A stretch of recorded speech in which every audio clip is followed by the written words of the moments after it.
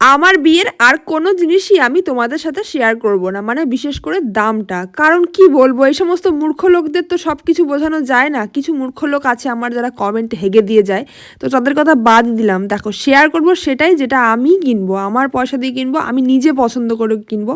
আমার বাবার দেওয়া জিনিস কোনো কিছু শেয়ার করব না।